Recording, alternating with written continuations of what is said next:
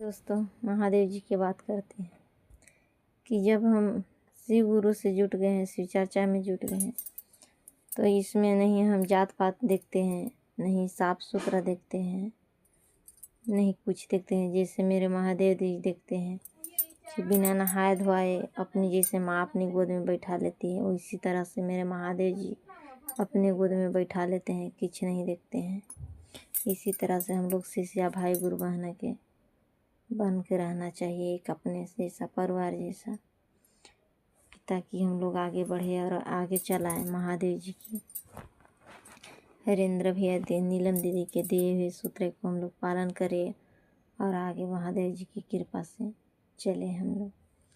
तो आइए मैं इसी पर एक कहानी सुनाती हूँ महादेव जी के लिए।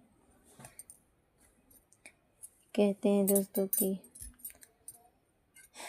चलना है जब साथ में कदम से कदम मिला के, तो कुछ न कुछ तो प्रयास ज़्यादा करना ही पड़ता है, हर हाल में सहना ही पड़ता है कठिन।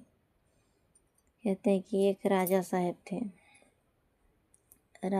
थे एक अपनी मंत्री के लेके वो चले गए शिकार करने के लिए जंगल की तरफ गए शिकार करने के लिए।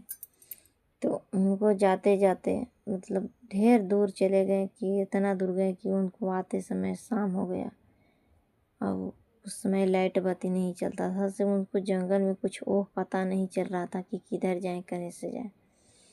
तो राजा साहब बोले अपना मंत्री से कि चलो आज भर हम लोग ये रुक लेते हैं, कि आज भर हम लोग ये रात के काट लेंगे रात, और सुबह होगा तो हम लोग चलेंगे। मंत्री जी बोले कि ठीक है, जैसी राजा साहब आपकी मर्जी।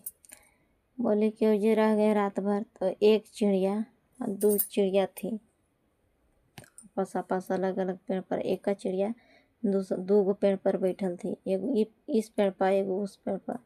चिड़िया दोनों दो पेड़ पर बैठल थी एक हो के, और आपस में लोग बात कर रही थी चिड़िया कि जिसको यहाँ नहीं है उसको वहाँ सब कुछ है, और जिसको वहाँ नहीं है उसको यहाँ सब कुछ है, और जिसको यहाँ भी है उसको वहाँ भी है, और जिसको यहाँ भी नहीं है और वहाँ भी नहीं है। राजा साहब के आँख खुलने पर बार बार यही बात मन में गूंजने लगा कि क्या सवाल चिड़िया कर रही है आपस में दोनों, हमको कुछ समझ में नहीं आ रहा है। फिर चिड़िया बार बार यही दोहरा